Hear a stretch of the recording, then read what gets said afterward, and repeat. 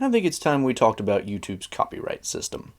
And of course, if you've followed my channel recently, you probably can guess why I'm thinking about this again, because I recently did a reaction video to the War of the Rohirrim trailer, and who else, Warner Brothers, decided to copyright claim that video because I, naturally enough, showed the trailer on screen during my reaction video.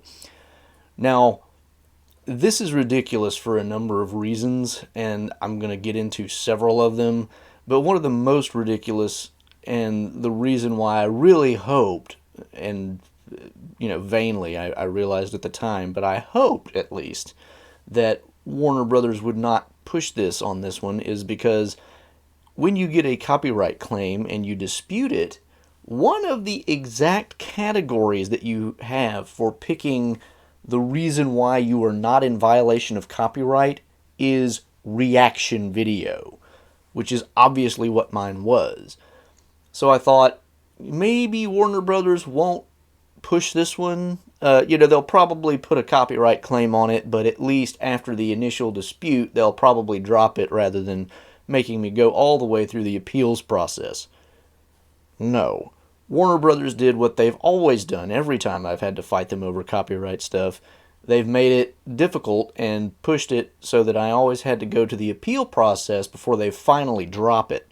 Longtime viewers of my channel will know that I have fought Warner Brothers on copyright before. This is, in fact, the fourth time that I have fought them over copyright, and it's the fifth time, I think, that I've had a copyright claim. So I'm going to go through a little bit of my history with them, then I'm going to get into why this particular instance was incredibly stupid, and explain kind of how YouTube's copyright system works for those who don't know, and basically get into things that I think we might be able to do about it, possibly. So as far as my history with Warner Brothers and copyright, I think the first copyright claim I ever had from them was on a video that I did examining the scene in front of the Black Gate with the Mouth of Sauron. And if I remember correctly, it was specifically a comparison of the book versus the movie, because there are significant differences. This was during a period where I was using short little clips from the Lord of the Rings soundtrack as introductions to my videos, and naturally enough, I used the one that was titled The Black Gate, and I think the title of my video even had The Black Gate in it. So naturally, Warner Brothers copyrighted the music, and, well, this was a serious enough issue that I realized it's probably not worth fighting, because I'm using music titled The Black Gate on a video titled The Black Gate, and it was a fairly short clip of music, but nevertheless, it was like, it's close enough that I'm not going to fight them over it, and it wasn't a huge deal. That was the first one, and I've had 4 since, including the War of the Rohirrim. I don't remember what all 4 of the other ones were, and I don't really care to, but I remember for sure that one of them was my video where I was comparing book Aragorn to movie Aragorn, and how his character arc is extremely different between the two. And that was a fairly big project that I had wanted to do for a long time, and finally got the time to really put the effort into it, because one of the things that I wanted to do was specifically pick out scenes from the movie that highlighted major differences between movie Aragorn and book Aragorn. Now, I did that, and of course I got a copyright claim. Now, luckily, me being a lawyer and having actually taken a whole class on intellectual property and knowing something about how copyright is actually supposed to work and fair use, I had at my disposal the ability to do actual legal research and check, do they actually have a legitimate claim here? Of course, what I found out was, of course, no, they don't. And I kind of knew that before I even did the research, because after all, what is fair use? Fair use is generally you use some portion of a copyrighted material for purposes of commentary or, satire or something of that nature. You're not just copying the thing and putting it out there as if you were the copyright owner to make your own money off of it and dilute the market for the person who owns the copyright. So I kind of knew that going in, but I couldn't remember, it had been a few years since I'd been in law school, and IP is not my practice area. So I had to actually do a little research to actually put together my argument for this is why it's not a copyright violation, Warner Brothers. So I did that. You put in the dispute, and as the YouTube system works, what happens is you get like 2,000 characters in your initial dispute to explain why you don't think it's a copyright violation. And you have to pick, whatever category of fair use it fits into or whatever. And then you do that, and they have a certain amount of time to respond. Well, they, of course, did respond at some point and said that they thought their claim was still valid, which, of course, was nonsense. And for those of you who are interested, you can look up very easily on Google what the actual criteria for fair use are. I'm not going to go over that in detail because that would be kind of boring.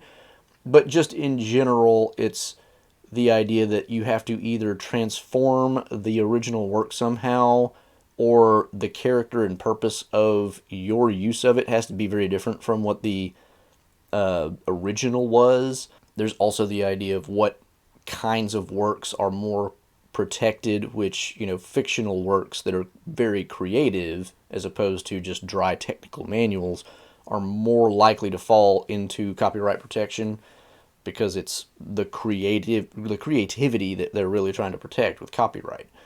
And then there's the question of how much of the original work did you use. Then there's the question of whether your use of it will substantially impact the market for the original. Now, these are 4 different factors that are not one strike and you're out. It's more of a weighing. So you could have one factor favor the copyright owner and yet still be okay in fair use as long as the other 3 are so in your favor that it's like, whatever. So for, the example of the Aragorn video that I did, the idea here is I used a bunch of very short clips from the movies that are focused entirely on Aragorn, not the overall plot of the movie, to make points specifically about Aragorn in the movie versus the book. So yes, the nature of the copyrighted work is one of those that is very, at the heart of copyright protection. It's a work of fiction, it's a creative work, all that stuff. But I'm using a very small amount of it in a video that is much longer than the amount of the video, so therefore I'm transforming it with my commentary, and it's not going to impact the market because I'm not giving anybody the whole movie. In fact, I'm only giving them a small portion of it that focuses not on the main plot, but on one character arc for a character who's not even the main character. So you have to kind of cram all of that into 2,000 characters in your first dispute. So you have to be kind of brief.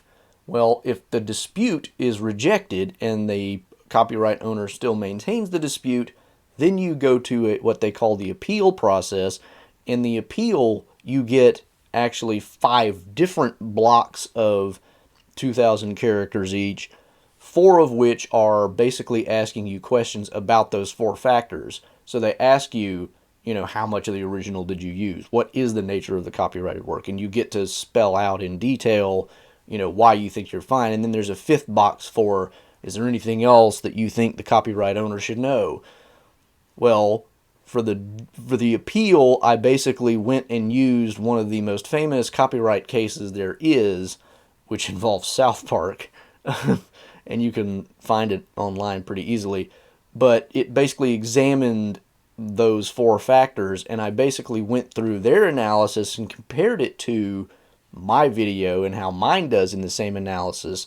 And then in my 5th box, I said, look, I'm a lawyer, I know what I'm talking about, I have this comparison to this case, but if you have another case that you think goes your way, send it to me and I'll reconsider my appeal. Now, the tricky thing with that is, if the appeal is rejected, technically they don't actually have to do anything else. They just reject the appeal, and then it goes to YouTube, or at least that's what it says now. I don't remember it saying this before. I may be just not remembering correctly, but my memory was that if they reject the appeal, that basically results in a copyright strike. After I did it this last time with the War of the Rohirrim, it was if they reject the appeal, then it goes to YouTube, and then if YouTube determines that the legal requirements are met, then you get a copyright strike. So maybe that was the case then too. I don't remember for sure because it's been too long, but I don't remember that being there. But the pressure is basically on because they actually don't have a real interaction with you after that point. So me putting that in there was really me saying, I know what I'm talking about. Stop being ridiculous and acknowledge that you're just wrong under the law. But I was also trying to do it in a way that was polite and show them I'm willing to have my mind changed, but I am convinced that I am right. So that's kind of how YouTube's process works. I don't remember if the Aragorn thing was the first one that I actually did. It's just the one that I remember. But the first one that I did, I was like, okay, that was ridiculous. And then through 3 more videos, the same thing has happened. And it's always Warner Brothers because Warner Brothers is the one who owns the rights to all this stuff. I'm a Tolkien channel, and so everything I do is about the Warner Brothers movies, which is, the Peter Jackson movies. Maybe one of these days I'll get something from whoever owns the, Ralph Bakshi rights or the Rankin Bass rights. I don't know, but I've never used their stuff extensively. And this has been the story every single time. And it's one of the reasons that I'm really hesitant to use clips and stuff because, yeah, if I do that, I'm probably going to get a copyright claim. And the problem is it is annoying to deal with because it means I have to sit down in front of my computer, get into YouTube, get into their dispute system, type up something about, why I'm not actually violating copyright. And I've saved kind of my responses to these prior videos so that I can just kind of use them as a template, but it still takes a little time because you have to modify it for each one. Like I'm not doing exactly the same kind of thing every time, so I have to come back and, change a few things here and there.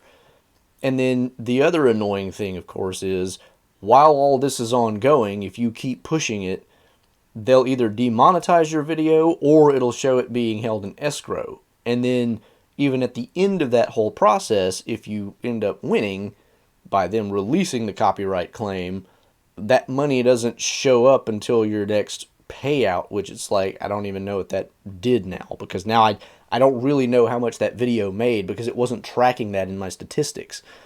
You have some idea because of the number of views and whatnot, but that's it. So it's really annoying, it's time consuming, and it's just a pain in the butt. And of course, there's always the risk that, even though at this point my confidence level is pretty high, the whole idea of being able to go through that system and then somebody on the other end basically just saying, forget it, we're just pushing this, and then you getting a copyright strike on the channel, there's always some risk of that because maybe somebody at Warner Brothers is just an idiot and doesn't recognize how to read, legal cases and things that doesn't matter whether there's a law out there that says that I'm right. They're just going to go, well, whatever, it's ours and you can't use it. So every time I do it, there's always a little bit of fear in the back of the mind of, some dunce over at Warner Brothers or whoever reviews this could still end up resulting in a copyright strike on my channel potentially. Now, like I said, this particular one that I just did on the War of the Rohirrim trailer is the one that is the most egregious because, like I said, when you go through the initial dispute process and you pick the kind of exception that you're falling into, reaction video is literally one of the options.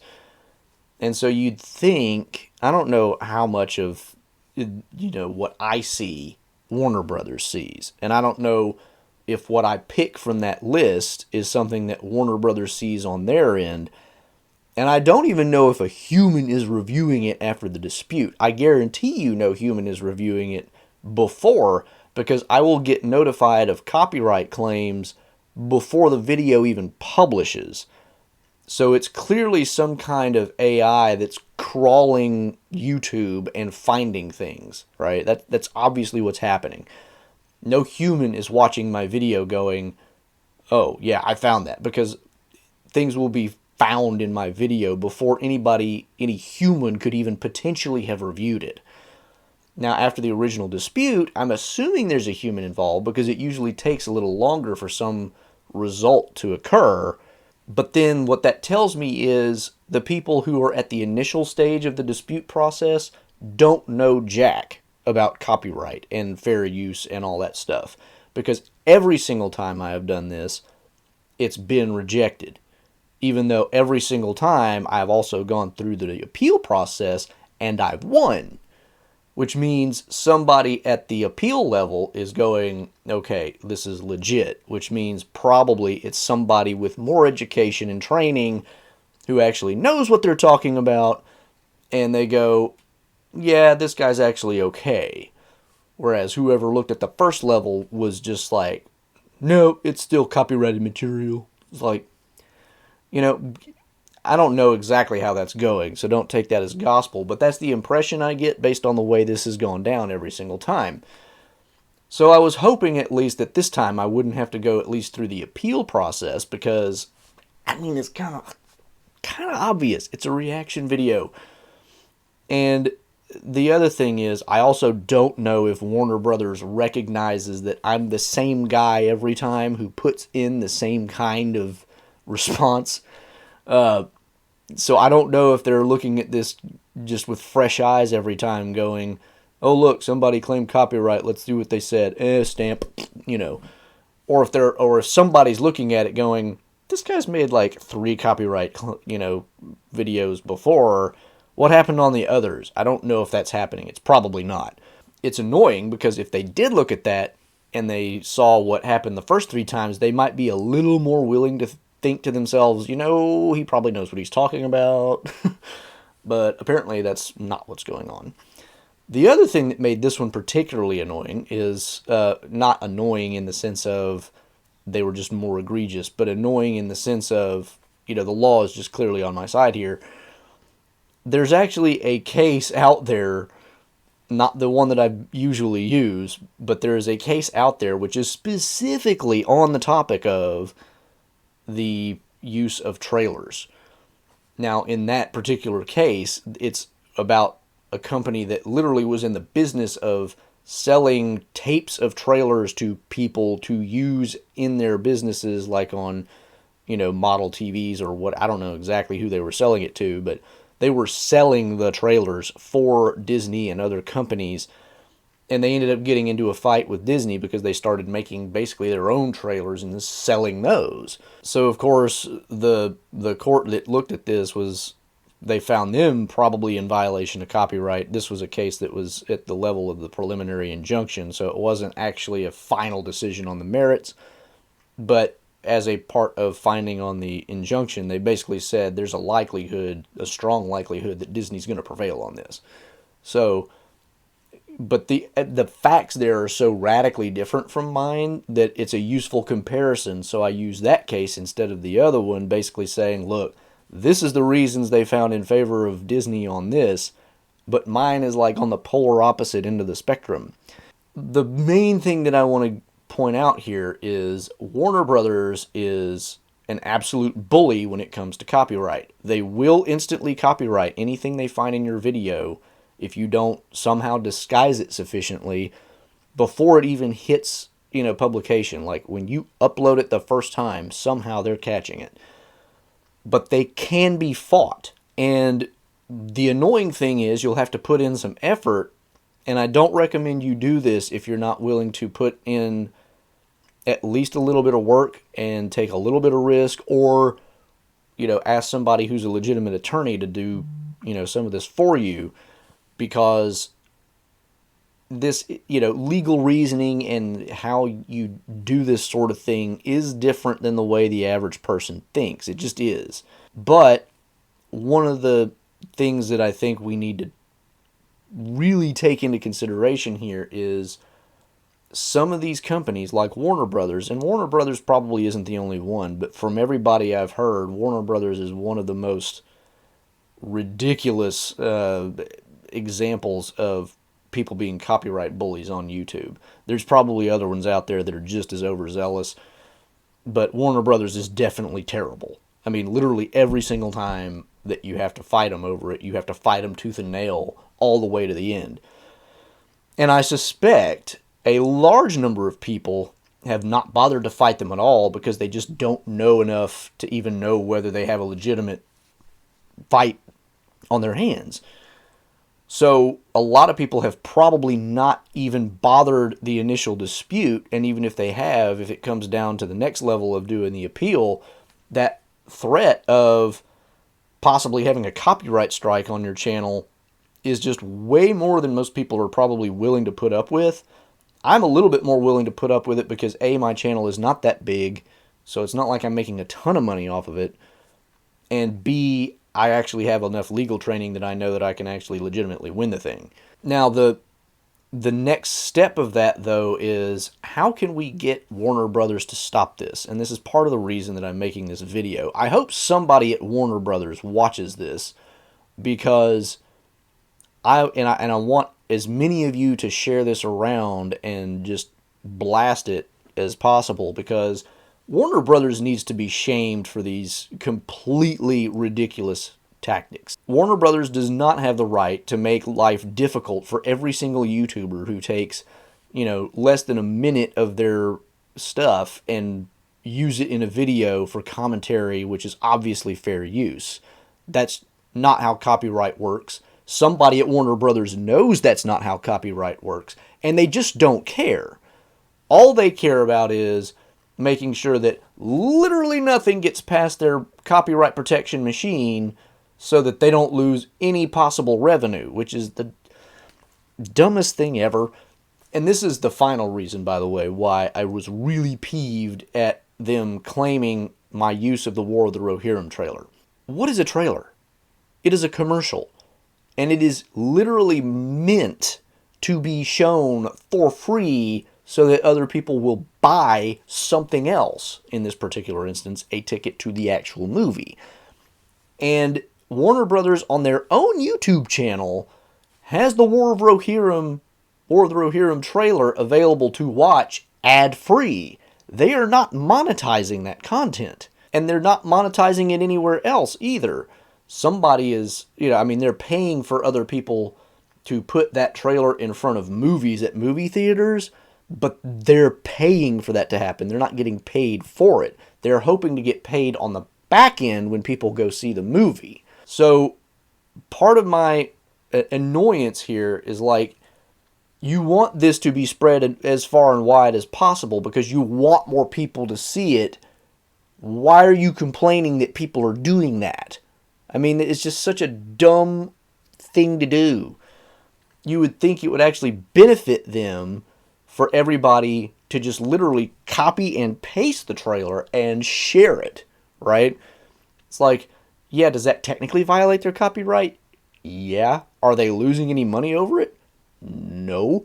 Will they get more money out of it as a result? Possibly. Now, in my particular instance, I was kind of negative about the trailer, and so some people might not go see the movie that would have otherwise because they saw my video. But let's just look at it from the perspective of literally just sharing the trailer itself.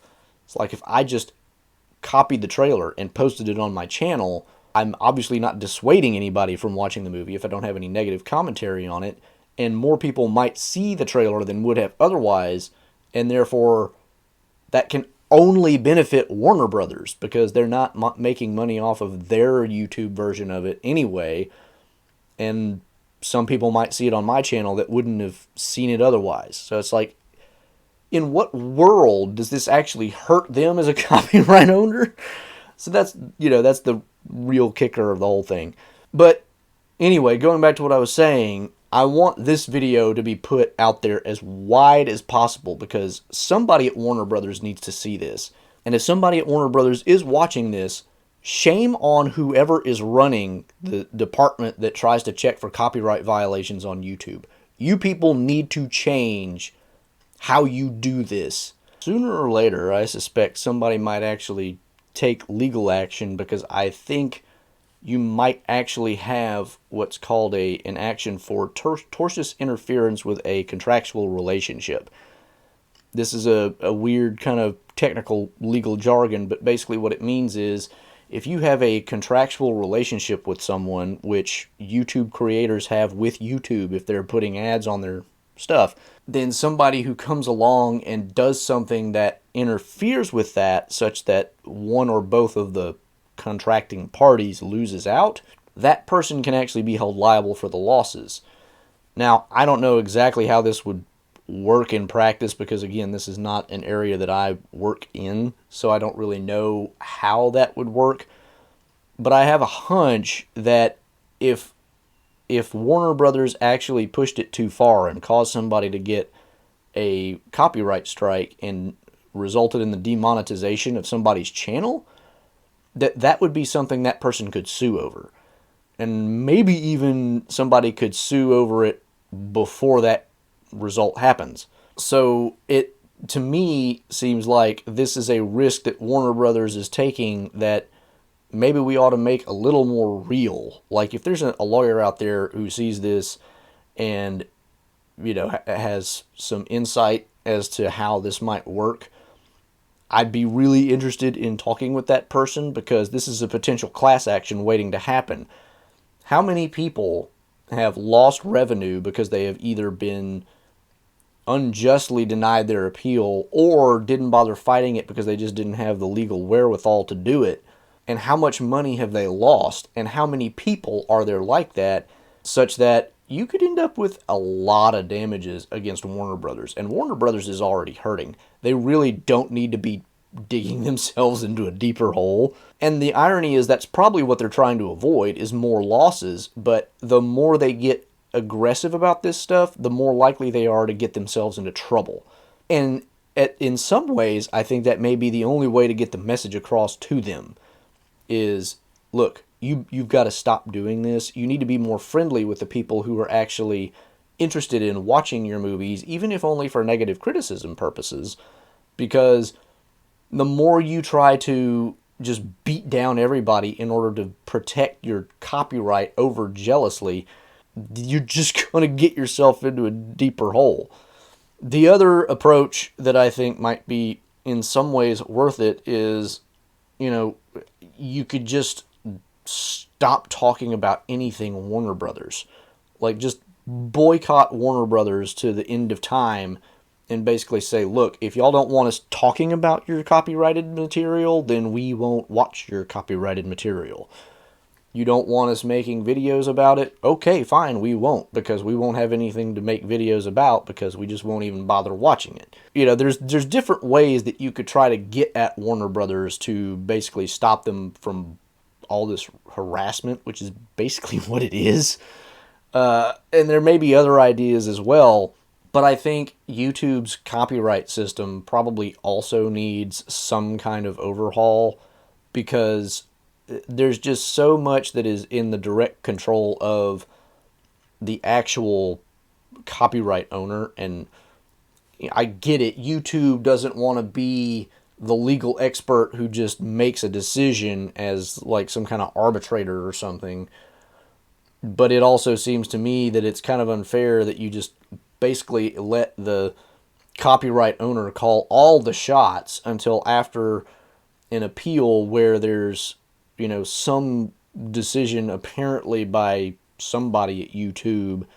And the question is that person even going to be knowledgeable enough to make a good decision? So the way the system works, it encourages exactly the kind of behavior that Warner Brothers is engaging in. And that is a huge problem.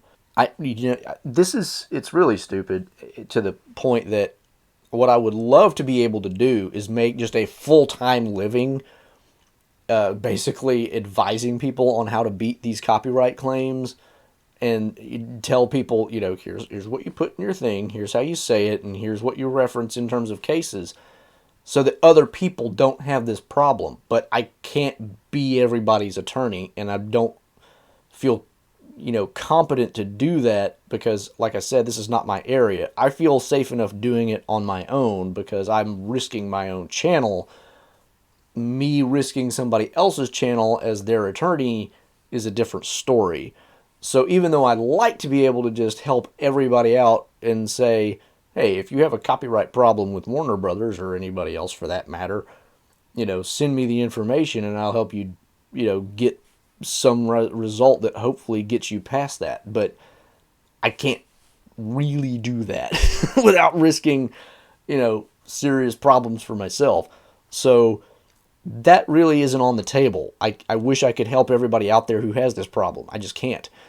So our options are, again, you go find an actual copyright attorney, which is going to be expensive, or we can boycott Warner Brothers and anybody else who acts like this.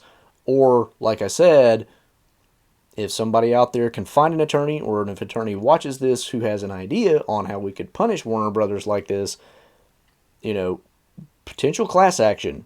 And I am dead serious because they have probably cost who knows how many people millions in ad revenue by now because of just the way that they do things.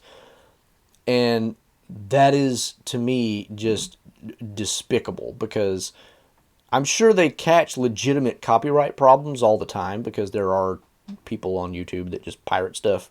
And to me, that's the worst thing about it is people have actually put their time and effort into making legitimate fair use of copyright and not, just pirated stuff. And therefore, Warner Brothers has just shut those people down because they're small creators who don't have legal departments or happen to know a copyright attorney who can help them out for free.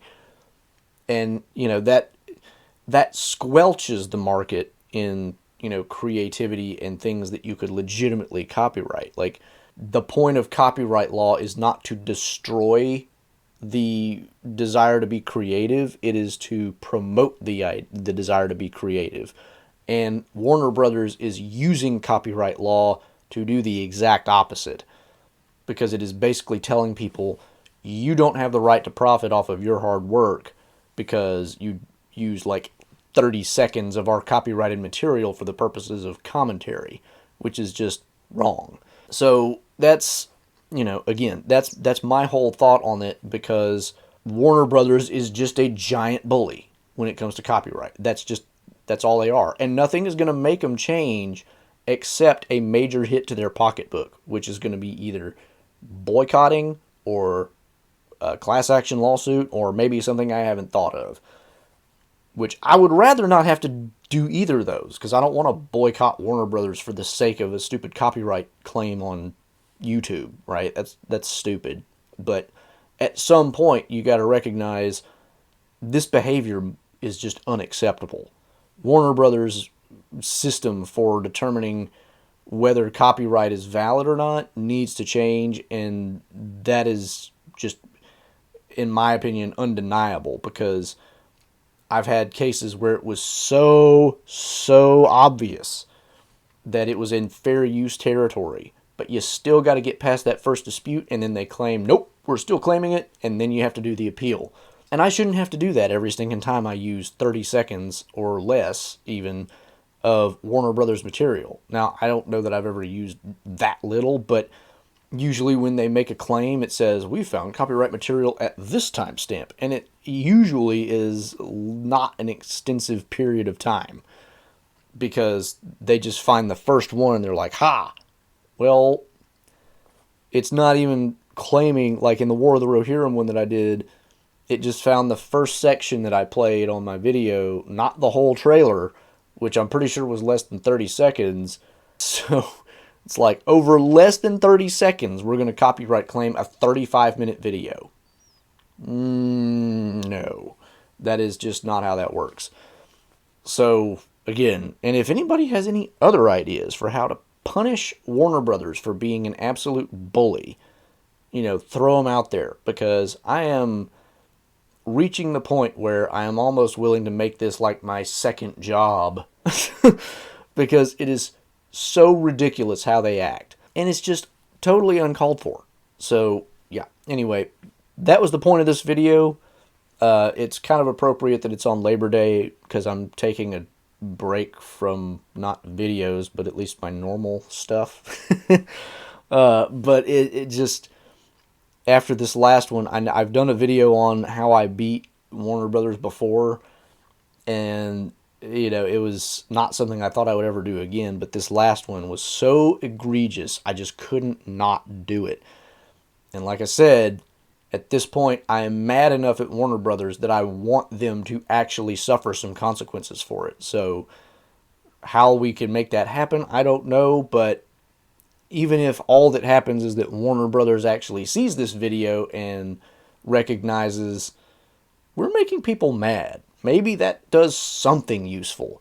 If nothing else, just hire somebody who actually knows copyright law enough that after the initial dispute, you can make a reasonable decision instead of just being basically an automatic no every stinking time. I mean, that's just ridiculous. There's no reason that should have happened on all four of the videos that I've had to fight over. That's just no. That just shouldn't happen. So anyway, that's rant over. Like I said, if you know anybody who might help, or if you know ideas that might be a good thing to try, throw them out there. I just really want some way to take this to Warner Brothers because it's stupid. And with that said, I will see you next week for regular programming. Bye. Thanks to all my channel supporters, especially Nathan Dufour, Paul Leone, Robert Kindling, and Stephen Clayton.